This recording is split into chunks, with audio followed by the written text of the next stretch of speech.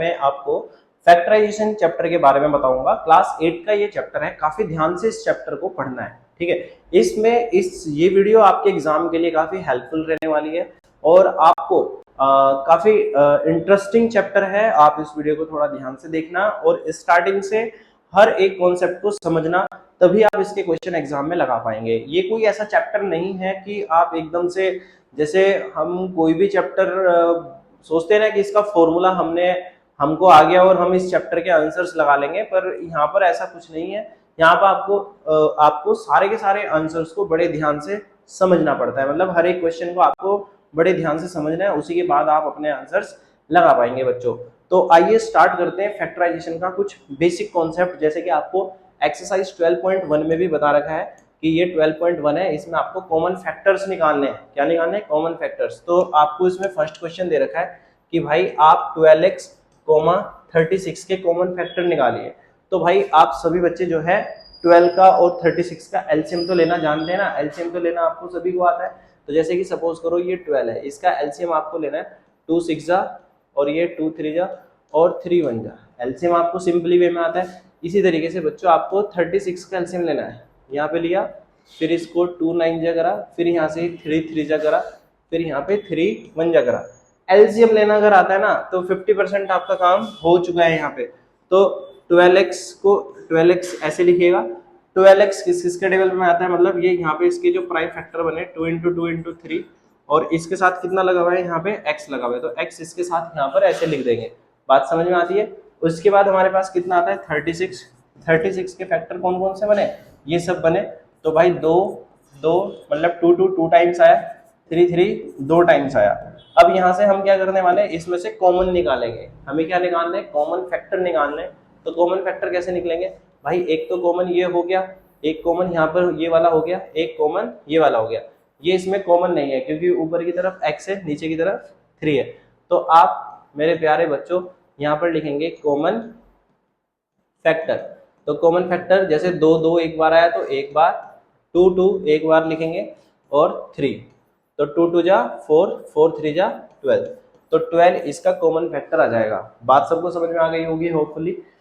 इसी के साथ मैं आपको उसका सेकंड पार्ट भी करके दिखाता हूँ। आप इसके कोई सा भी पार्ट करेंगे, करना सभी में आपको इसी तरीके से। जैसे सपोज करो इसका जो सेकंड क्वेश्चन आपको दे रखा है मेरे प्यारे बच्चों, आपको दे रखा है 2y, 22xy। अब 2y और 22xy में करना क्या है? थोड़ा ध्यान से समझिएगा। मैं आपको सारे पार्ट तो नहीं कराऊंगा, मतलब ये इंडिविजुअल पार्ट, पर आपको मैं समझा जरूर दूंगा कि कॉन्सेप्ट आप इस तरीके से कर सकते हैं, जिससे कि आपको खुद से भी करना आना चाहिए। वैसे तो कॉपी पेस्ट आप कहीं से भी कर सकते हैं, lots of website we have. आप पर समझना सीखे, मेरा मेन टारगेट आपको समझाने का है, तो समझाने पे वर्क कर रहा हूं मैं। तो आप इस कॉन्सेप्ट को करें और उसके बेसिस पर आप अपने आंसर लगाएंगे तो काफी हेल्पफुल रहेगा आपके एग्जाम पॉइंट ऑफ व्यू में। जैसे 2y दिया भाई, 2y का तो एलसीएम लेने की जरूरत ही नहीं है, 2 × y आ जाएगा। और फिर ऐसे ही 22xy दिया, जैसे ये एक्स वाई दिए होते हैं ना तो इसको multiply by X multiply by Y की फॉर्म में लिखते हैं। जैसे 22 का आप सभी बच्चे एलसीएम लेंगे तो ये इस तरीके से आ जाएगा। तो 2 × 11 लिखा जा सकता है, 2 × 11 × x × y। कर दिया सभी ने। अब यहाँ पर आप क्या करेंगे? इसमें बच्चों 2 ऊपर भी है नीचे भी है, मतलब 2y वाली लाइन में भी है और 22 वाली में भी है ना। और एक ऐसे ही हमारे पास क्या है? यहाँ पे y है। तो इसके जो कॉमन फैक्टर बनेंगे स्टूडेंट हमारे, बनेंगे 2 और इंटू y। तो we can say the common factor is 2y। कितनी भी पेयर का है, सपोज करो 3 डिजिट का भी मैं क्वेश्चन करके दिखा देता हूँ। 4 डिजिट में है, 3 डिजिट में है, जैसे सपोज करो इसका 3 डिजिट वाला है तो वी कैन से 2 × x। ऐसे ही बच्चों हम क्या करेंगे? 3x² है ना, तो 3x² यानी 3 का एलसीएम आप लेंगे तो 3 आएगा और x 2 बार है, एक्सपोनेंट पावर आपने पढ़ा है, x × x लिख सकते हैं, x की पावर 2 को। इसी तरीके से हमारे पास 4 है तो वी कैन से 2 × 2। तो अब यहाँ से हम क्या करेंगे, है ना? अब हम यहाँ से क्या करेंगे? हम ऐसे कैसे सोल्व करेंगे भाई? अब यहाँ पर 2 है, यहाँ पर 2 नहीं है और यहाँ पर 2 है, तो 2 तो इसका कॉमन फैक्टर नहीं हो सकता।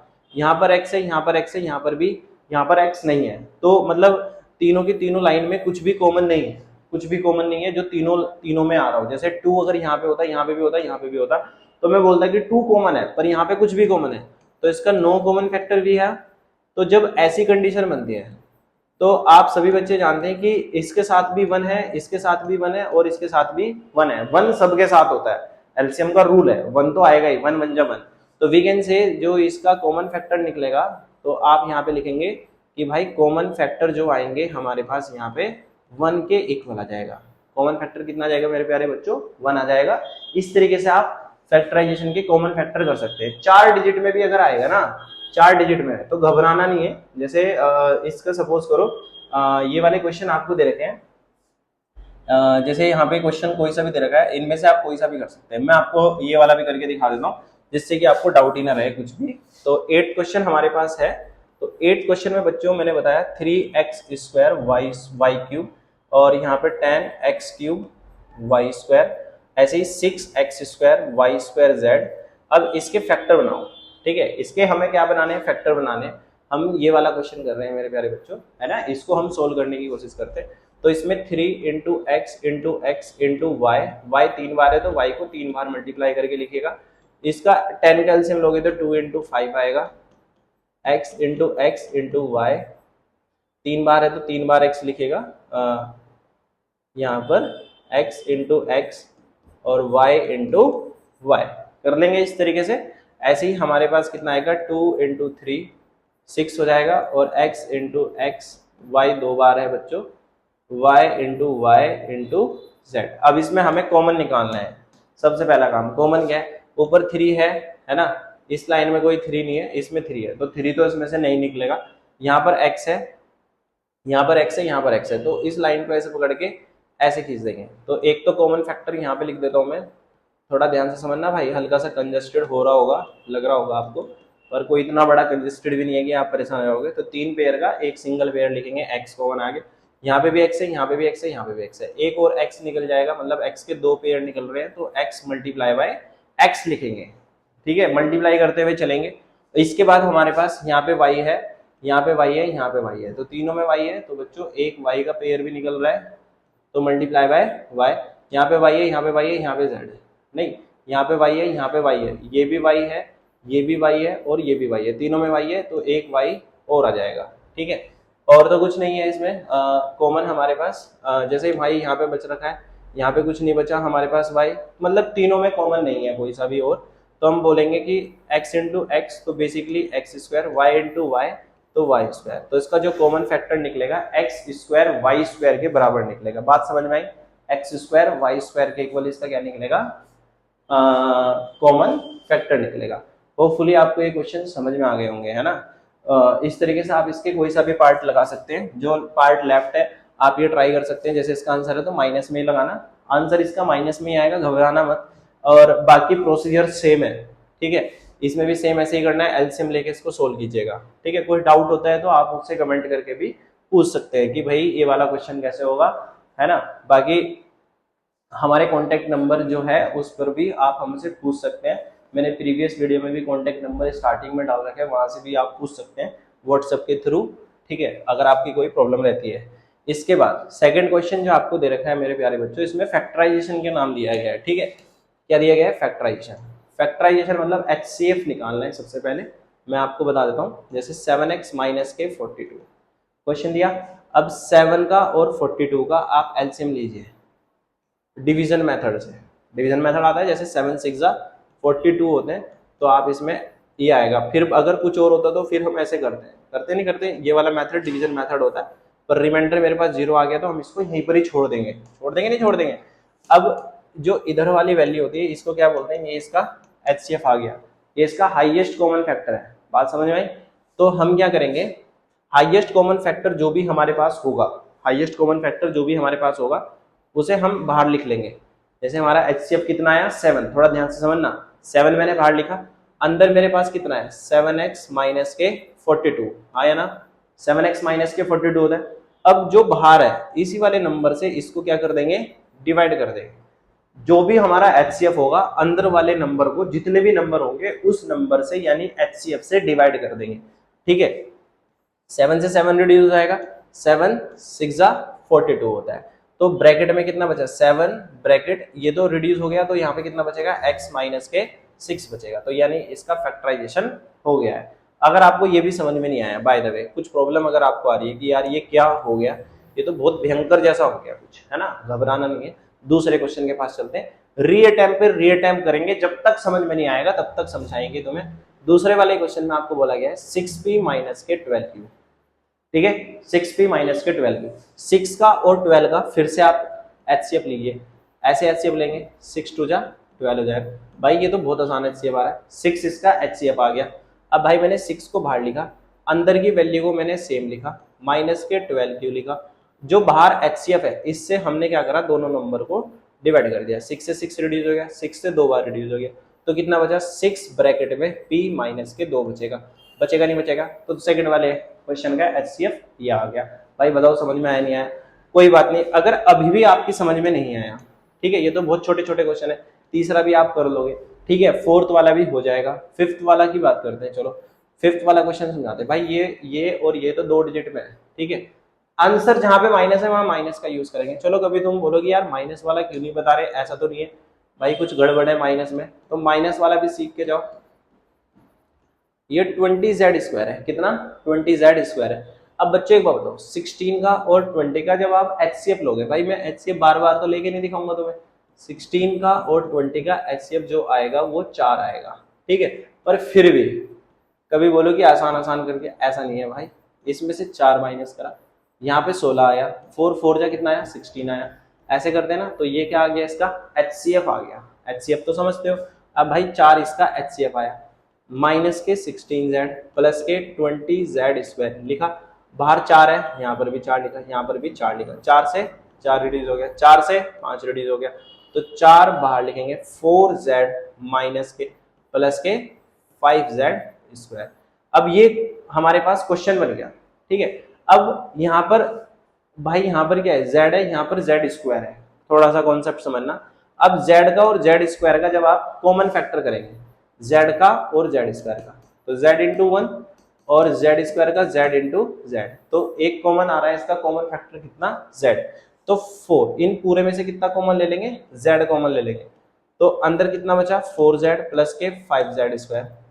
भाई 4 से तो मैंने डिवाइड कर दिया, पर बचा कितना, हमने बाहर कितना लिया, z लिया, तो ऐसे ही अब हम क्या करेंगे, z से डिवाइड कर देंगे पूरे को, तो z से z रिड्यूस होगा, यहाँ पे z से z रिड्यूस होगा, तो 4z। भाई जो भी बाहर लोगे एचसीएफ आएगा, अंदर वाली वैल्यू को डिवाइड करना है, दिमाग पे ज्यादा लोड नहीं लेना है, सिंपल सा कॉन्सेप्ट है। माइनस के 4 बचेगा, प्लस के z से z² रिड्यूस हो गया, तो भाई एक z बचेगा, नहीं बचेगा, तो ये बच गया 4z ब्रैकेट में माइनस के 4 प्लस के 5z। बात समझ में आ गई होगी भाई, बिल्कुल बेसिक सा कॉन्सेप्ट है, थोड़ा दिमाग लगा के रखना है बस, ठीक है। अगर इतना दिमाग नहीं चल रहा तो मतलब 8th क्लास कैसे चलेगी, थोड़ी दिक्कत से तो होगी, क्योंकि जब हम कोई नई चीज सीखते हैं तो टाइम लगता है।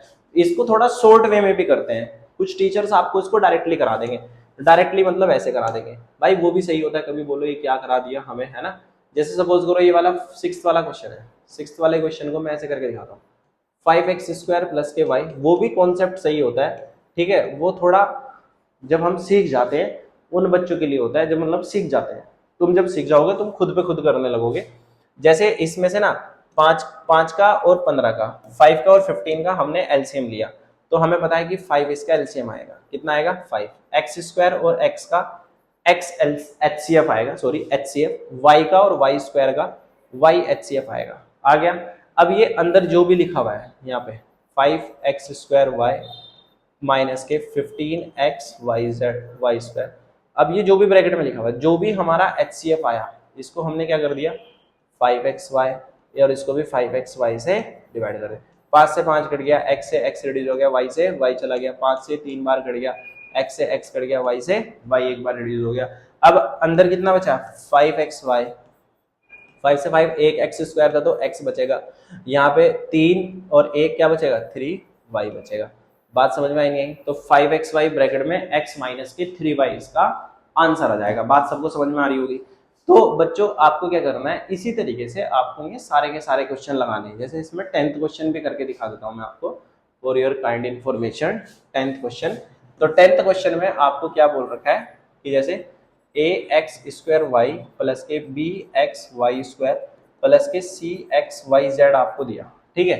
अब इसमें से कॉमन लेना है, मतलब इसका एचसीएफ लेना है। नंबर का तो एचसीएफ सभी ले लेते हैं भाई, कॉमन फैक्टर सिखाया था ना फर्स्ट वाले क्वेश्चन में, तो सेम वैसे ही इसका एचसीएफ लीजिए, कॉमन लीजिए भाई। जैसे कॉमन ऐसे बताए थे ax²y, तो यानी a into X into X into Y, समझ गए नहीं समझ गए? जो तीनों में कॉमन आएगा वो उसका एचसीएफ हो जाएगा।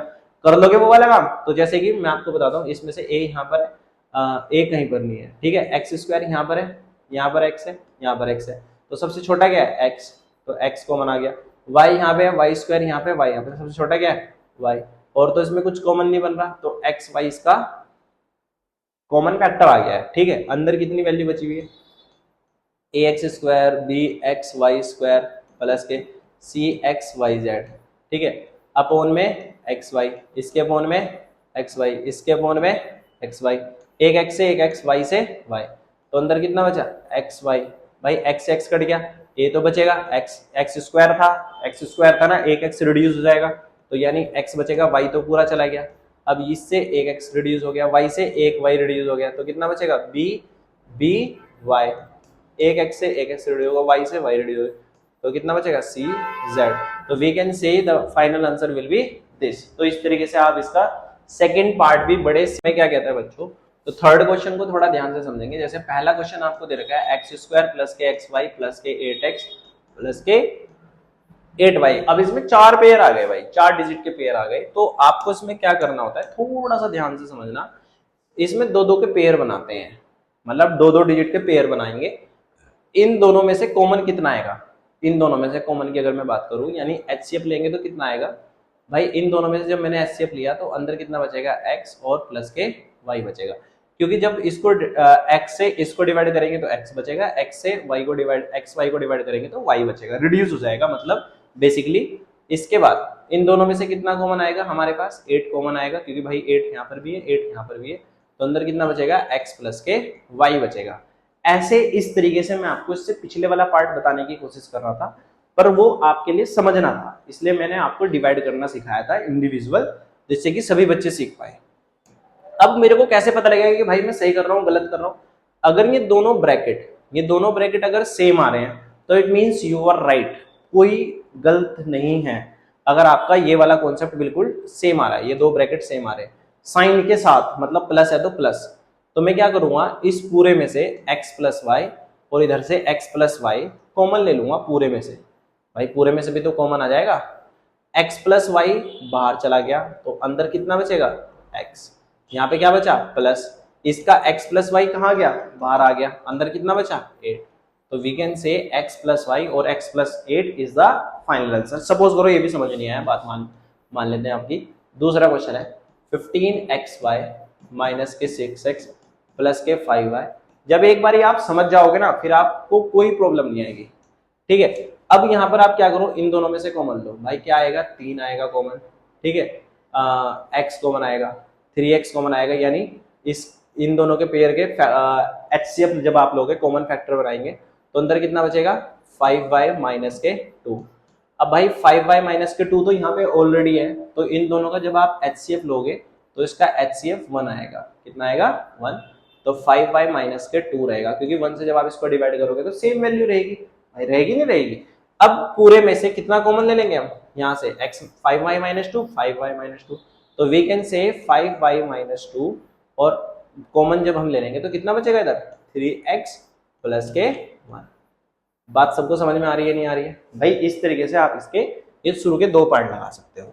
अब बात करते हैं इसमें से, आप इसमें से ये वाला पार्ट लगा के देखना, कॉमन लेके देखिएगा, ठीक है। जैसे ये वाला पार्ट दिया आपको फोर्थ पार्ट की अगर मैं बात करूं 15p³ प्लस के 15 प्लस के 9 प्लस के 25p।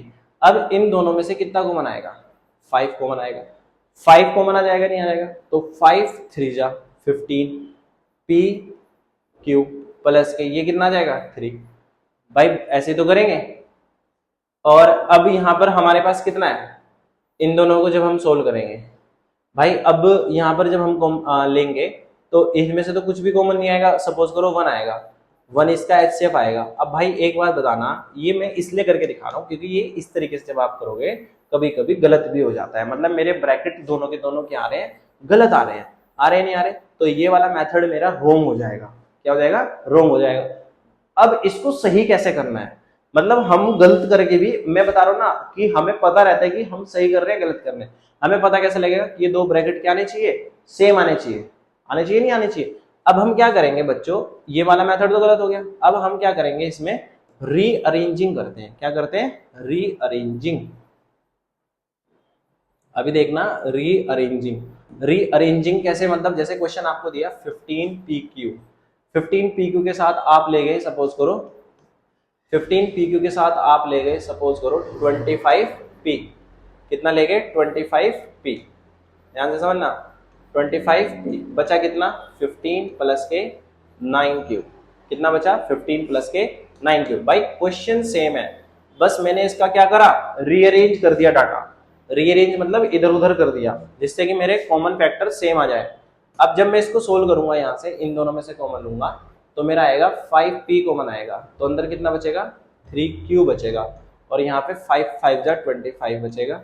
अब इन दोनों में से कितना कॉमन लूंगा, मैं 3 कॉमन लूंगा, तो 3 5 जा और 3 3 जा 9, Q तो इसमें कॉमन नहीं है। अब देखो 3Q प्लस के 5 5 प्लस के 3Q, एडिशन में लेफ्ट राइट हो सकता है, कोई दिक्कत नहीं है, पर माइनस में नहीं होता।